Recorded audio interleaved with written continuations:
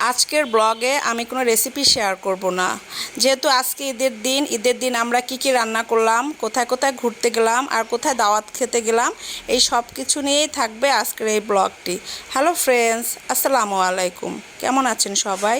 আলহামদুলিল্লাহ আমরা বেশ ভালো আছি। সবাইকে আবারও ঈদ মোবারক।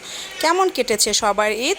সবাই কমেন্টস বক্সে জানিয়েন। আলহামদুলিল্লাহ আমাদের ঈদ মোটামুটি ভালোই কেটেছে। সকাল থেকে ফেন্নি, সেমাই, জর্দা এগুলো রান্না করা হয়ে গিয়েছে, কিন্তু এগুলো আর ভিডিও করা হয়নি, যেহেতু আমি একা, আমি একটাই ছেলের বউ, এই জন্য সব কিছুই মোটামুটি আমাকেই সামলাতে হয়। বাচ্চাদের গোসল করা, রেডি করা, ওদের নামাজে পাঠানো, আমার হাজব্যান্ডকে নাস্তা দেওয়া, নিজেরা নাস্তা খাওয়াই করে আর সকালের ভিডিওটা নিতে পারিনি। এটা হচ্ছে দুপুরের ভিডিও।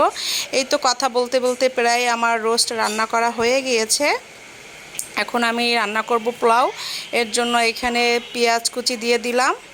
এরপরে আস্তে আস্তে চালগুলো আমি ধুয়ে নিয়েছি, সেটা দিয়ে দিব।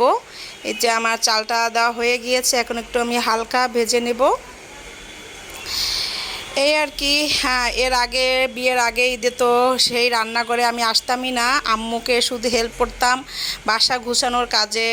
গেস্ট আসতো, তাদের খাওয়া দাওয়া পরিবেশন করা, এইগুলো নিয়ে আমাদের সময় কেটে যেত। আর বিকালবেলা হলে আমি, আমার বোন, আব্বু, আম্মু আমরা সবাই মিলে ঘুরতে বের হইতাম। এভাবেই ঈদটা চলে যেত। এখন বিয়ের পরে যেহেতু সংসার হয়েছে, বাচ্চা কাচ্চা, এদেরকে সামলানো, রান্না বাড়া, সবাইকে খাবার পরিবেশন করা, এই সব কিছু মিলিয়েই সকাল থেকে দুপুর পর্যন্ত কিছুটা ব্যস্ত সময় পার করতে হয়। এরপর বিকেল হলে তো আমরা ঘুরতে বেরোই সবাই মিলে। এই তো আমার পোলাও রোস্ট রান্না করা হয়েছে, আর গরুর মাংসটা আমার শাশুড়ি আম্মা রান্না করেছে। আমরা দুপুরে খাওয়া দাওয়া শেষ করে, এর সাথে আরও রান্নাবাড়া ছিল, সব কিছুই ভিডিও নেওয়া হয়নি আর। এরপরে আমরা বিকেলে ঘুরতে বের হয়ে গেলাম। এই যে দেখেন বরিশাল শিশু পার্ক, এত ভিড় ছিল, এত লম্বা লাইন, আমরা সাহস করতে পারিনি, আমরা গাড়ি নিয়ে চলে গিয়েছি অন্য জায়গায়। আর এখানে আরও একটা পার্ক আছে, মুক্তিযোদ্ধা পার্ক, নদীর পাশে, খুবই সুন্দর। পরে আমার ভাই সে নিষেধ করে দিয়েছে যে আপু তোমরা এখন যেও না, এখন এত ভিড়, একদম অস্থির হয়ে যাবা। এখানে আসলাম এই পার্কে, এখানেও সেম অবস্থা। তারপর চিন্তা করছি এটা তো বড় সমস্যা হবে না, কিন্তু এতটা ভিড় এটা বুঝতে পারিনি। এই তো আমরা ঘুরতেছিলাম, আর খাবারের দোকানগুলো প্রচণ্ড ভিড় ছিল। আর যেহেতু সেদিনকার কিন্তু ঈদের দিন কিন্তু ভালোই গরম ছিল, আর দুপুরে রোস্ট, পোলাও, মাংস টাংস হাবিজাবি খেয়ে এগুলো খাওয়ার ইচ্ছা ছিল না। আমার একটু কফি খেতে ইচ্ছা লাগতেছিল, কিন্তু এত ভিড়ের কারণে ঢোকার আর সাহস করতে পারিনি। পরে আমি আর আমার ননদ আমরা তো অনেক ছবি টবি তুললাম। এদিকে বাবুরা, ছোট্ট একটা পার্ক ছিল বেলস পার্কের পাশে, ওইখানে একটু খেলাধুলা করে চলে আসছে। আর আমরা মাঠে ঘুরতেছিলাম। দেখেন এত মানুষের ভিড়, এখানে পুলিশ কন্ট্রোল রুম দিয়েছে নিয়ন্ত্রণ করার জন্য। এরকমের ভিড় আমি কখনো এইখানে দেখিনি। আর এই জায়গাটা কিন্তু অনেক সুন্দর, বিশেষ করে ছবি তোলার জন্য। সেদিন ছবিটাও ভালো করে তুলতে পারিনি, কারণ আকাশ মেঘলা ছিল আর এত মানুষের ভিড় ছিল, ছবি ভালো উঠতেছিল না। ছবি তুলতে গেলেই মানুষ চলে আসে, যাক কি আর করার, ওভাবেই মোটামুটি আমরা ছবি তুলেছিলাম। এই যে কার যেন বেলুন উড়ে গিয়েছে আকাশে, আল্লাহ কি অবস্থা।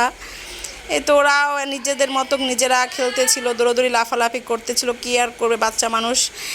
শিশু পার্কে ঢুকলে হয়তো বা একটু মজা পেত ওরা, কিচ্ছু তো করার নাই, যেহেতু এত ভিড়ের ভিতরে তো ঢোকা সম্ভবই না। এদিকে আমাদের আম্মুর বাসাও দাওয়াত আছে, ওখানেও যাব, প্রায় সন্ধ্যা হয়ে আসছিল। আমরা এখানে একটু চানাচুর, তারপর ঝালমুড়ি এগুলো খেয়েছি, এগুলো ভিডিও করা আর হয়নি কারণ ওরা নিয়ে আসতেছিল, আমরা এখানে বসে গল্প করতেছিলাম। এরপরই পাশে ছিল হোটেল গ্র্যান্ড পার্ক, ওখানে ঢুকেছিলাম, চিন্তা করছি একটু কফি টফি আমরা কিছু একটা খাবো। তো এখানেও দেখেন সেই ভিড় আর ভিড়, কোথাও পাও ফেলার মতো কোনো জায়গা নেই। পরে আমরা এখানে অনেক সুন্দর সুন্দর ছবি তুলেছিলাম, এটা খুব সুন্দর করে সাজিয়েছিল হোটেল গ্র্যান্ড পার্ক। একটা প্রোগ্রামই খুব সুন্দর করে সাজানো হয়।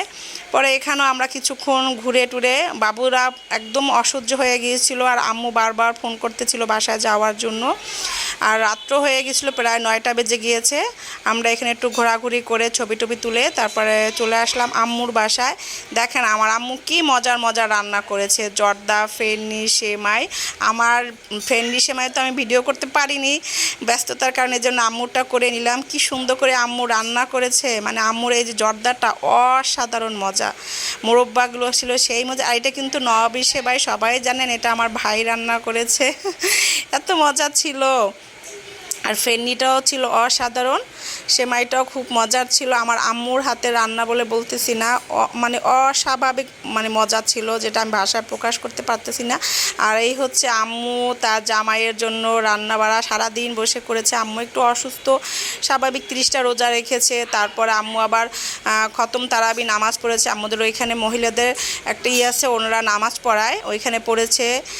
তারপরে তো আবার ঈদের দিনে এই রান্না বাড়া বড় বড় চিংড়ি মাছ, সেই বড় চিংড়ি মাছ অনেক মজার। এইটা হচ্ছে আর মাছ, এটা শুধু তার জামাইয়ের জন্য, স্পেশাল মেয়ে জামাইয়ের জন্য। আম্মুর হাতে মজার পোলাও, এইখানে সালাদ, এই সালাদটাও তার মেয়ে জামাইয়ের জন্য, সে আবার এইরকমের সালাদ খায়। এখানে সাদা ভাতও ছিল, এর সাথে আছে এই যে সেই মজার রোস্ট। আম্মুর রোস্টটা হচ্ছে অসাধারণ মজা, না খাওয়ালে কেউ বুঝতেই পারবেন না। আর এই হচ্ছে আম্মু গরু মাংস রান্না, সালাদ দেন। সালাদটা কি সুন্দর করে আমার ভাই চাকু দিয়ে কেটেছে, সে মাশাল্লাহ বেশ গুণী। ও আছে দেখে আম্মু শান্তি পায়, কারণ বাসায় যেহেতু আম্মু আর আমার ছোটো ভাই থেকে আম্মুকে অনেক হেল্প করে। এই হচ্ছে পুরা আমার আম্মুর ডাইনিং টেবিলের খাবার ভর্তি সাজানো। রোস্টটা আমি আবার একটু ভিডিও করলাম, এত মজার রোস্ট, মানে আম্মুর হাতে রোস্ট খেলে মুখে লেগে থাকার মতো। আমরা খাওয়া দাওয়া শেষ করলাম, এরপর আমরা বাসায় যাব। এইদিকে আমার ভাই আবার পটকা বাজি ফুটিয়েছে। এই যে এত বিকট শব্দ। এই যে আমরা বাসার উদ্দেশ্যে রওনা দিচ্ছি। আর আমাদের তো গাড়ি নেই, আমাদের ড্রাইভার তো ছুটিতে আছে, ও প্রায় 10-12 দিনের ছুটিতে বাড়িতে চলে গেছে। আমরা এখানে অটোতে চলে গেলাম। এখানে বরিশালে আবার খুব সুন্দর করে বাসা গেট টেট সুন্দর করে সাজানো হয়, এগুলো দেখতে দেখতে আমরা বাসায় চলে আসছি। সবাই ভালো থাকবেন, আমাদের জন্য দোয়া করবেন। আল্লাহ।